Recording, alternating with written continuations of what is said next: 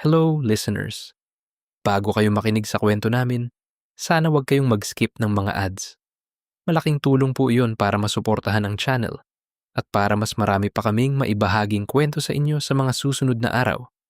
Sa bawat panunood ninyo, pag-like, pag-share, at pakikinig hanggang dulo, malaking bagay na po iyon para sa amin. Kayo ang dahilan kung bakit patuloy kaming gumagawa ng mga kwentong nagbibigay aliw, inspirasyon, at minsan ay mga kwentong nakakakilig. Ngayon, umupo ng komportable, mag-relax, at samahan ninyo kami sa panibagong kwento. Tara, simulan na natin. Pagdating sa tapat ng unit niya, inilabas niya ang keycard at binuksan ang pinto.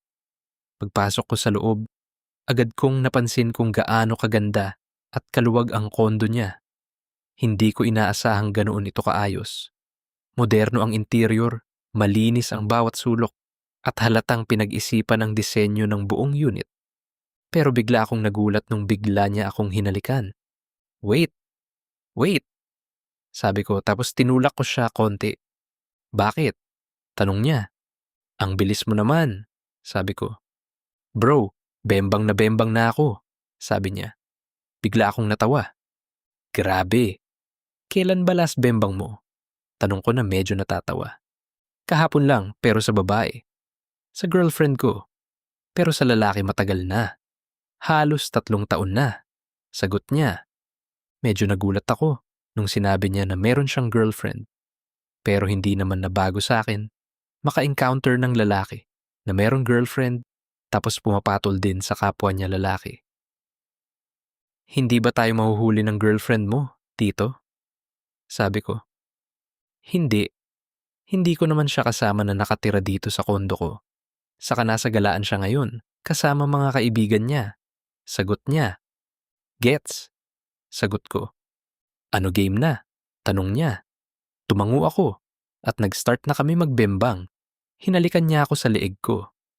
Grabe, ramdam na ramdam ko yung pagkasabik niya. Hi, ako si James, 26 years old. Kakalipat ko lang sa bago kong condo unit dito sa Mandaluyong at sobrang excited ako sa bagong tirahan ko. Matagal ko rin itong pinangarap kaya hanggang na ngayon ay hindi pa rin ako makapaniwala na sa wakas ay natupad din. Mas malaki ang unit na ito kumpara sa dati kong inuupahan.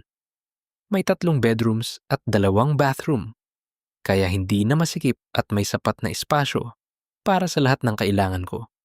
Pero higit sa lahat, paborito ko ang tanawin mula rito. Nasa 29th floor ang unit ko, kaya kitang-kita ko ang malaking bahagi ng Metro Manila. Sa gabi, kumikislap ang mga ilaw ng mga gusali at sasakyan sa ibaba na parang walang katapusang dagat ng mga bituin. Madalas akong tumayo sa harap ng floor-to-ceiling window habang umiinom ng kape, pinagmamasdan ng lungsod at iniisip kung gaano kalaki ang ipinagbago ng buhay ko nitong mga nakaraang taon.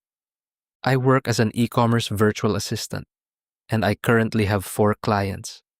Lahat sila ay flexible pagdating sa schedule, kaya may maayos akong work-life balance. Dahil dito, kumikita ako ng humigit kumulang sa 300,000 pesos per month.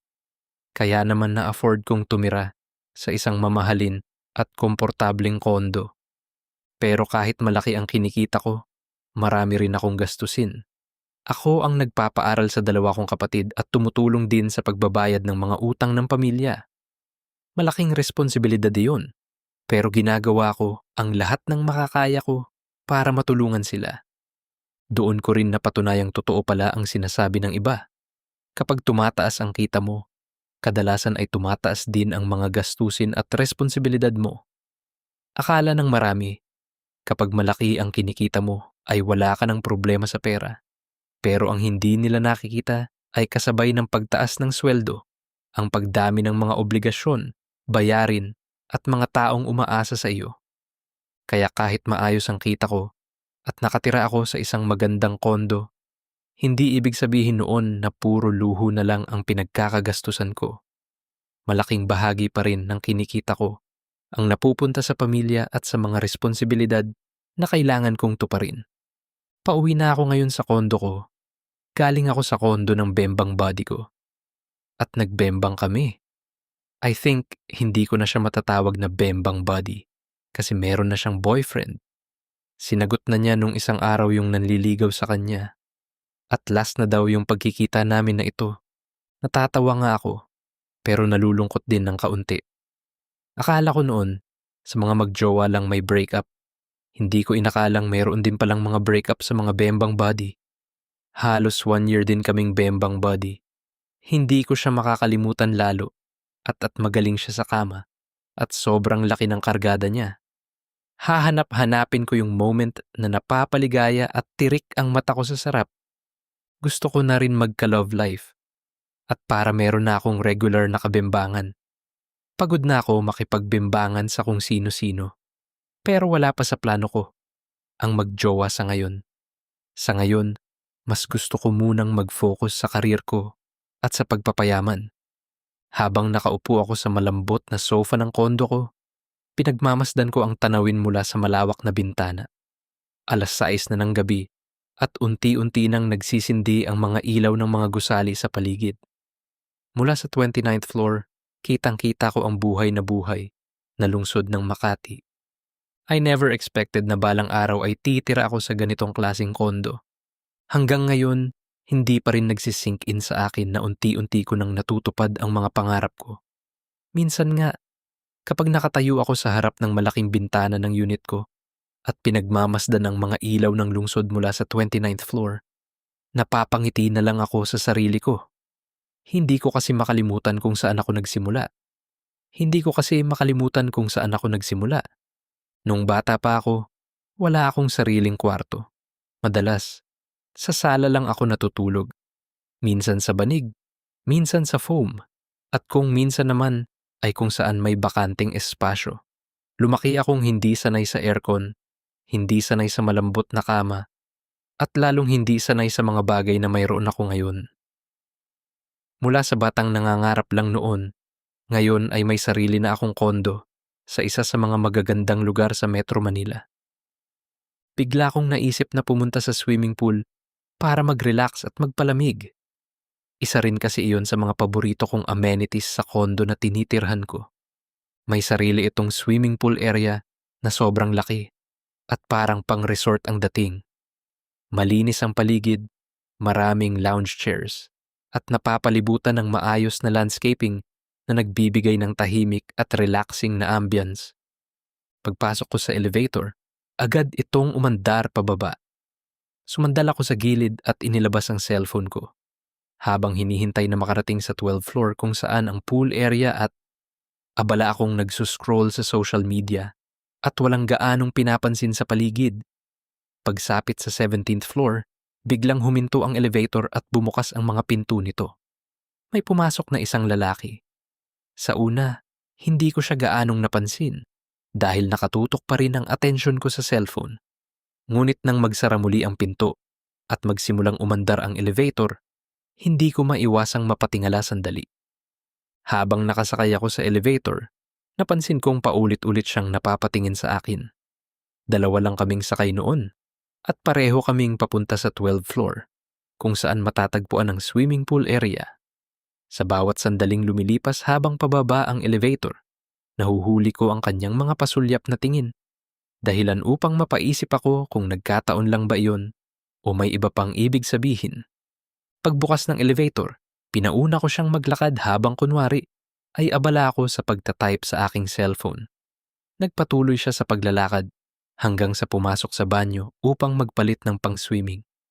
Maya-maya, pumasok din ako sa banyo upang maligo. Hindi ko alam kung saang cubicle siya pumasok, kaya dumiretso na lamang ako sa shower area at pumuwesto sa gitnang shower. Matapos akong maligo, lumabas ako at napatingin sa paligid. Doon ko siya muling nakita. Nakatayo siya sa gilid, nakaharap sa salamin habang inaayos ang sarili. Sa pagkakataong iyon, nagtagpo ang aming mga mata. Nagkatitigan kaming dalawa. Naka-swimming outfit na siya noon. Boxer shorts lang ang suot niya at topless. Kaya kapansin-pansin ang maayos at athletic niyang pangangatawan. Halatang inaalagaan niya ang sarili at malamang ay regular na nagwo-workout.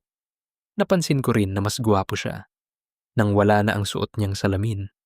Kanina sa elevator ay naka-eyeglasses siya, pero ngayong mas malinaw ko na siyang nakikita. Mas lumitaw ang kanyang facial features. Nagkatitigan kaming dalawa. Akala ko'y lilipas din ang ilang segundong katahimikan, pero bigla niya itong binasag at nagsalita siya. "Anong trip mo?" Bigla niyang tanong sa akin. Napatigil ako. Hindi ko agad alam kung paano sasagot. Halatang diretso ang tanong niya at parang matagal na niyang napapansin ang mga sulyap ko. "Wala naman," sagot ko. "Sigurado ka? Kasi kanina pa tayo nagkakatitigan mula pa sa elevator." Natatawang sabi niya, "Ikaw ngayong tingin ng tingin sa akin." Biro ko para mabawasan ang tensyon. "Talaga ba? Akala ko ikaw. You look so attractive kasi," sabi niya. Nagulat ako sa sinabi niya.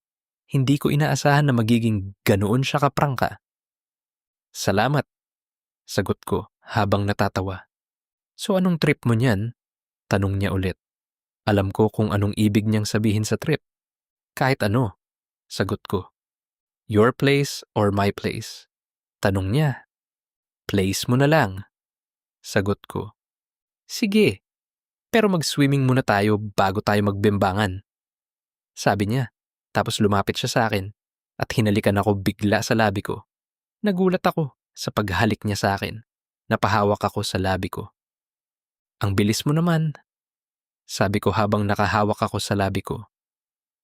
"Ang kisabol ng lips mo, hindi ko napigilan," sabi niya. "Tara swimming muna tayo," sabi ko tapos naglakad kami palabas ng banyo. Sabay kaming nagtampisaw sa swimming pool. Akala ko nung una ay simpleng paglangoy lang ang gagawin namin. Pero agad kong napansin na magaling pala siya sa tubig. Parang sanay na sanay siyang lumangoy. Mabilis at swabe ang bawat galaw niya habang binabagtas ang haba ng pool. Minsan ay sumisisid pa siya at lumilitaw sa kabilang dulo na parang walang kahirap-hirap. Samantalang ako, nasa isang sulok lang, nagpapalutang-lutang at naglalaro sa tubig na parang batang unang beses nakakita ng swimming pool. Natawa siya nang makita niya ako. "Uy, akala ko marunong kang lumangoy," sigaw niya mula sa kabilang bahagi ng pool. "Marunong naman, hindi nga lang kasing galing mo," sigaw ko. Habang lumilipas ang oras, naging mas komportable kami sa isa't isa. Hindi ko na napansin kung gaano katagal kaming nasa pool. Ang alam ko lang, sa bawat tawanan at kwentuhan namin, pakiramdam ko ay mas nakikilala ko siya. Pagkatapos naming maligo at magpalit ng damit, sabay kaming sumakay ng elevator papunta sa unit niya sa 17th floor. Tahimik kaming dalawa habang naglalakad sa hallway. Paminsan-minsan ay nagkakatinginan kami at napapangiti, pero wala ni isa sa amin ang nagsasalita. Para bang pareho kaming nag-iisip kung gaano kabilis nangyari ang lahat mula nang magkasabay kami sa elevator kanina. Pagdating sa tapat ng unit niya, inilabas niya ang keycard at binuksan ang pinto. Pagpasok ko sa loob, agad kong napansin kung gaano kaganda at kaluwag ang kondo niya. Hindi ko inaasahang ganoon ito kaayos. Moderno ang interior, malinis ang bawat sulok, at halatang pinag-isipan ang disenyo ng buong unit. Pero bigla akong nagulat nung bigla niya akong hinalikan. "Wait, wait," sabi ko, tapos tinulak ko siya konti. "Bakit?" tanong niya. "Ang bilis mo naman," sabi ko. "Bro, bembang na ako," sabi niya. Bigla akong natawa. "Grabe, kailan ba last bembang mo?" Tanong ko na medyo natatawa. "Kahapon lang pero sa babae. Sa girlfriend ko. Pero sa lalaki, matagal na. Halos 3 taon na." Sagot niya. Medyo nagulat ako nung sinabi niya na meron siyang girlfriend. Pero hindi naman nabago sa akin maka-encounter ng lalaki na meron girlfriend tapos pumapatol din sa kapwa niya lalaki. "Hindi ba tayo mahuhuli ng girlfriend mo dito?" sabi ko. "Hindi. Hindi ko naman siya kasama na nakatira dito sa kondo ko. Saka nasa galaan siya ngayon, kasama mga kaibigan niya." Sagot niya. "Gets," sagot ko. "Ano game na?" tanong niya. Tumango ako at nag-start na kami magbembang. Hinalikan niya ako sa leeg ko. Grabe, ramdam na ramdam ko yung pagkasabik niya. Nung nakita ko yung kargada niya, sobrang laki. Feeling ko hindi ko kaya yun, pero pinilit kong kayanin. Halos naka 2 rounds kaming dalawa at pagkatapos nun, pagod na pagod kami at hingal na hingal. Grabe ka, ang tindi mo, sabi ko. Ikaw din, ang galing mo. Sagot ka, ilang years na pala kayo ng girlfriend mo? Tanong ko, 2 years na kami. And engaged na rin kami. Ikakasal na kami in just 4 months, sabi niya. Pero biglang nalungkot yung tono ng boses niya. Parang hindi siya masaya. Bakit parang bigla kang nalungkot? Natatawa kong tanong. Napabuntong hininga siya at bahagyang yumuko. Obvious ba? Tanong niya. Oo naman. Halata kaya? Sa tono pa lang ng boses mo nung sinabi mong ikakasal ka na in just 5 months. I felt the sadness. Sabi ko. Napatawa siya ng mahina, tapos bigla siyang tumahimik, and then ilang segundo ang nakalipas, nagsalita siya. Kasi naman, ayaw kong magpakasal. I know na hindi babae ang gusto ko. Gusto ko ng lalaki. Matagal ko nang alam iyon, pero sobrang pressure na ako sa pamilya ko. Sabi niya, tapos huminto ulit siya sa pagsasalita. Huminga siya ng malalim tapos nagsalita ulit siya. Tahimik lang akong nakinig. Yung mga kapatid ko kasi, kasal na at may sarili ng pamilya. Yung mga pinsan ko, ganun din. Tapos ako na lang ang natitira. Simula nang magka-girlfriend ako, parang tuwang-tuwa sila mama at papa. Ang totoo, ginagamit ko lang ang girlfriend ko para maitago ang bahagi ng sarili kong ayokong makita nila. This is not the life that I want, sabi niya. Parang bigla rin akong nalungkot sa mga sinabi niya. Habang nagsasalita siya tungkol sa pressure ng pamilya at sa pagtatago ng tunay niyang sarili, pakiramdam ko ay naririnig ko rin ang sarili kong kwento. Kasi alam ko kung ano ang pakiramdam ng itago ang totoong pagkatao mo. Ganon din ako. Hanggang ngayon, wala pa ring nakakaalam sa pamilya ko na bakla ako at naa-attract ako sa kapwa lalaki. May ilang kaibigan akong pinagkakatiwalaan at alam nila ang totoo. Pero kakaunti lang sila. Bukod sa kanila, halos wala nang iba. Hindi naman dahil nahihiya ako sa kung sino ako. Pero minsan, mas madali na lang manahimik. Patuloy lang siya sa pagsasalita at nakikinig lang ako. Alam mo ba, gabi-gabi akong umiiyak habang palapit ng palapit ang araw ng kasal ko. Pakiramdam ko kasi, kapag kinasal na ako, habang buhay na akong makukulong sa buhay na hindi ko naman talaga gusto. Sana, kaya kong sabihin kila mama at papa na, I'm not the person they think I am. That I'm not the son they've always imagined. The son who's going to marry a woman, have kids, and build the kind of life they've always wanted for me. Gusto kong sabihin na mas attracted ako sa lalaki, sabi niya. Alam mo, ang hirap pala ng sitwasyon mo. Hindi ko alam ang sasabihin ko, pero gets ko yung nararamdaman mo. Sagot ko, tapos dahan-dahan kong itinaas ang kamay ko at hinawi ang ilang hibla ng buhok na nakatabing sa noo niya. Marahan ko yung hinaplos, parang simpleng paraan para iparamdam na hindi siya nag-iisa sa sandaling iyon. And Christian family kami. Simula bata pa lang ako, puno na ng mga turo tungkol sa Diyos ang buhay ko. Linggo-linggo, nasa simbahan, Bible study, prayer meetings, laging may sermon tungkol sa tama at mali. And while everyone else was learning about God's love, I was growing up believing that there was something wrong with me. Do you know what I did when I was younger? I prayed for it to disappear. Sana hindi ako ganito. Sana hindi ako nagkakagusto sa kapwa ko lalaki. Gabi-gabi akong nagdadasal noon. Umiiyak ako habang nakaluhod. Humihingi ako ng tawad sa Diyos kahit hindi ko alam kung ano bang kasalanan ng ginawa ko. I kept asking God to wake me up as someone else. Someone normal.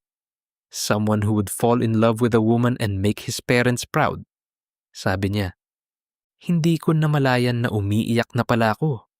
Habang pinakikinggan ko ang mga kwento niya, Pakiramdam ko ay may kung anong unti-unting dumudurog sa puso ko. Hindi ko maipaliwanag. Hindi ko naman siya matagal na kilala. Pero ramdam ko ang pain na dinadala niya. Napansin niya ang luha sa mga mata ko. Agad siyang napakunot noo. "Bakit ka umiiyak?" tanong niya. Napatawa ako ng mahina habang pinupunasan ang pisngi ko. "I don't know. Nalungkot lang ako bigla sa mga sinabi mo." Sagot ko. "Huwag kang maawa sa akin," sabi niya. "Hindi naman ako naaawa sa'yo. I just felt your sadness and your pain.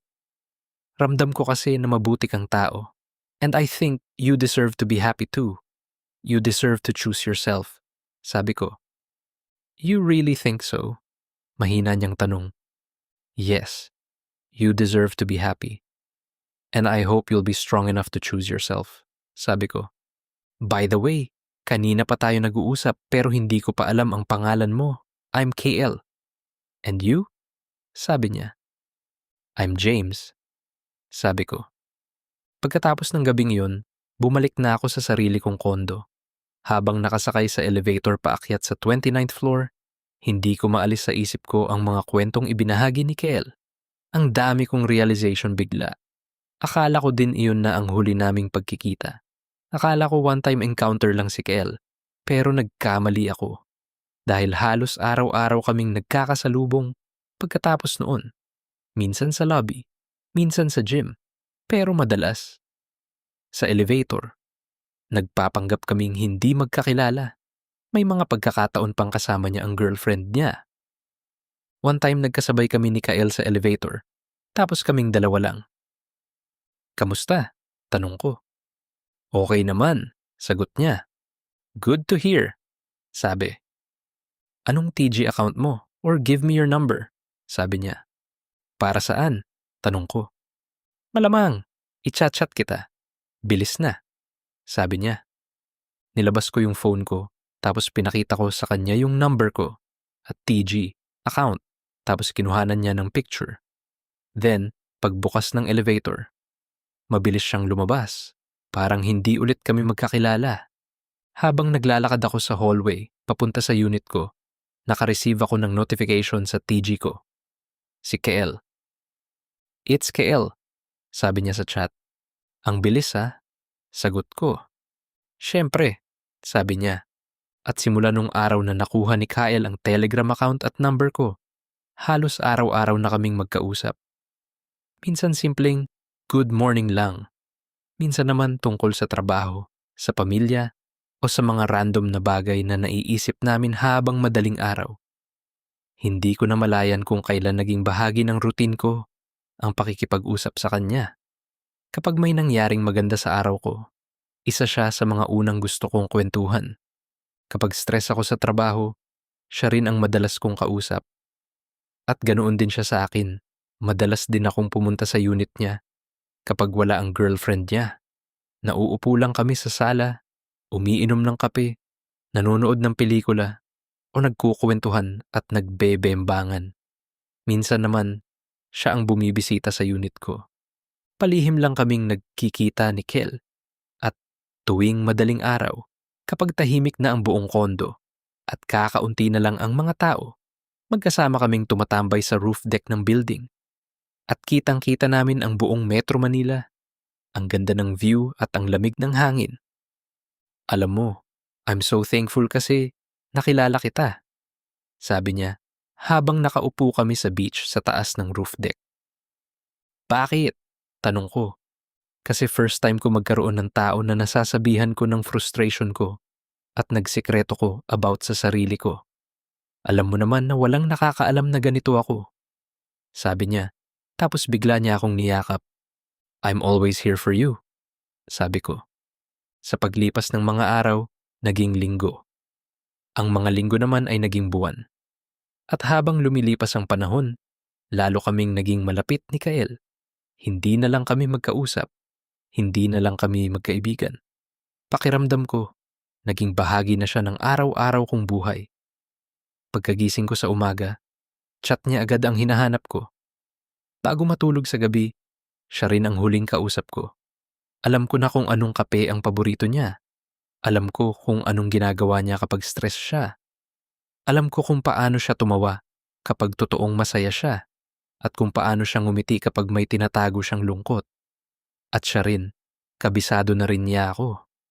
Minsan nga, mas kilala pa niya ako kaysa sa ilang taong matagal nang nasa buhay ko.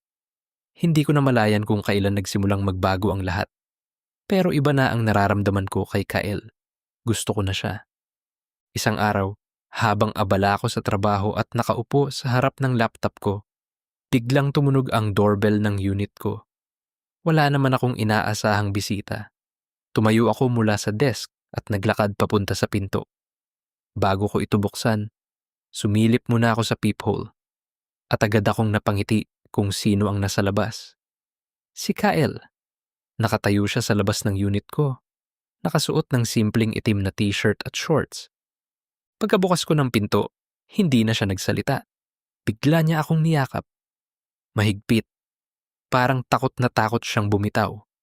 Nagulat ako nang maramdaman kong nanginginig ang katawan niya. Tapos umiiyak na siya.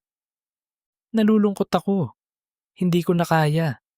2 linggo na lang, ikakasal na ako, sabi niya. Sana kaya kong tanggalin yung lungkot at pressure na nararamdaman mo. Mahina akong sabi. Dahan-dahan siyang kumalas sa pagkakayakap sa akin para tignan ako. Namumula ang mga mata niya at sa unang pagkakataon, nakita ko ang isang taong wala nang lakas magpanggap. Alam ko, kaya mong tanggalin yung lungkot na nararamdaman ko, sabi niya. Paano? Tanong ko. Mahal kita. Mahal kita, James. Ayaw kong magpakasal. Ikaw ang gusto kong makasama. I'm so thankful na dumating ka sa buhay ko. Nung hindi kita nakikilala pa, handa na akong tanggapin yung kapalaran ko. Na ikakasal ako sa taong hindi ko mahal. Pero tinuruan mo akong maging matapang. Tinuruan mo akong piliin ang sarili ko. At ngayon pinipili ko na ang sarili ko. Pinipili ko na magmahal ng totoo. At pinipili kita. Kasi ikaw ang mahal ko. Sabihin mo lang na hindi ako nag-iisa. Sabihin mo lang na mahal mo rin ako. Bibitawan ko lahat. Ilalaban kita. Sabihin mo lang na mahal mo din ako. Sabi niya, tuloy-tuloy lang yung luha sa mata niya. Natatakot ako. Sobrang natatakot. Alam kong komplikado ang buhay ni Kel. Alam kong hindi lang basta 2 taong nagmamahalan ng usapan namin. May pamilya siya. May fiancé siya. May mga pangarap at expectations ng ibang tao na matagal na niyang pasan sa balikat niya.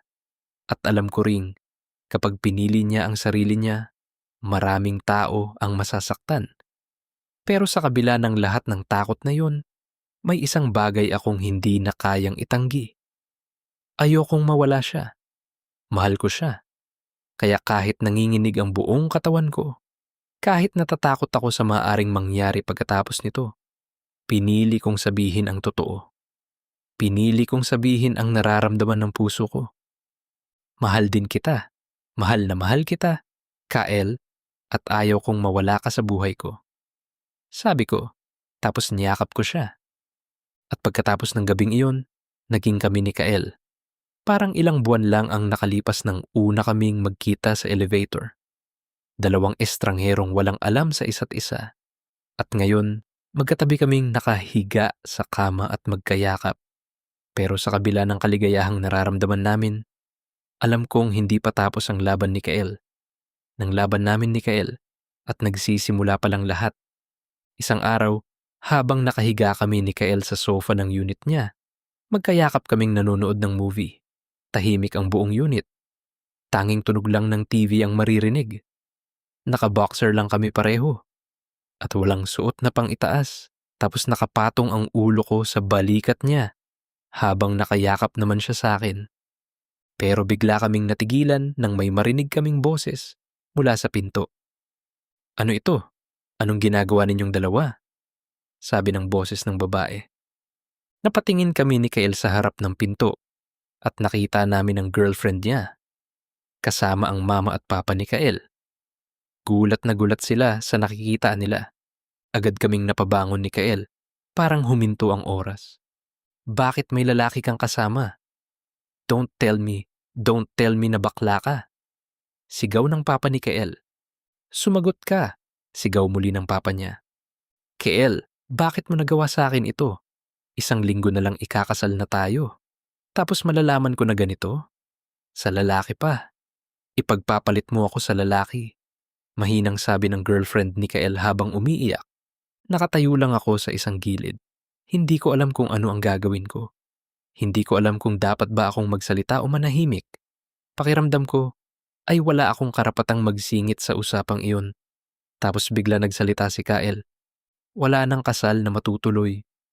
I'm so sorry. May iba akong mahal. Sabi ni Kael. Tapos hinawakan niya ng mahigpit ang kamay ko. Bakit mo nagawa sa akin ito? Mahina tanong ng girlfriend ni Kael. Anak, ano na lang ang sasabihin ng mga tao? Ano na lang ang sasabihin ng mga kasama namin sa simbahan kapag nalaman nilang may bakla akong anak? Sabi ng mama niya. At halatang galit na rin sa nakikita niya. Lumapit ang papa ni Kael, tapos bigla siyang sinuntok sa muka. Wala akong anak na bakla. Sigaw ng papa niya. At ikaw, bakla ka. Anong ginawa mo sa anak ko?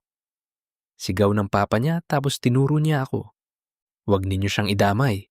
Wala siyang kinalaman dito. Sabi ni Kael. Habang nagkakagulo biglang natumba ang girlfriend ni Kael at nawala ng malay. Agad na lumapit si Kael sa girlfriend niya para tignan ito. Call an ambulance. Sigaw ng papa niya. Parang hindi ko alam kung saan ako lulugar. Parang hindi ko alam kung ano ang dapat kong maramdaman. Tinitigan ko si Kael. Niyakap niya ang katawan ng girlfriend niya. At hindi ko rin alam kung anong susunod na mangyayari sa aming dalawa ni Kael. Nabitin ba kayo sa kwento ni na James at Kael? Ngayong alam na ng pamilya ni Kael ang matagal niyang itinatagong lihim, ano kaya ang mangyayari sa relasyon nila ni James? Matatanggap kaya siya ng kanyang pamilya? At paano naman ang girlfriend ni Kael? Marami pang katanungan ang naghihintay ng kasagutan. Kung gusto niyo pang malaman ang susunod na kabanata, i-comment lang ang part 2 at ipagpapatuloy natin ang kanilang kwento. Kung umabot kayo hanggang dulo, maraming salamat sa oras at suporta ninyo. Sana ay nag-enjoy kayo sa kwento at kahit papaano ay naging bahagi ito ng inyong araw.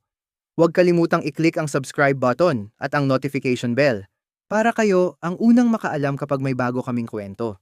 Malaking tulong ang inyong suporta. Para sa updates at iba pang behind-the-scenes stories, follow us on X, Instagram, TikTok, and Facebook. At The Vibe is Unfiltered.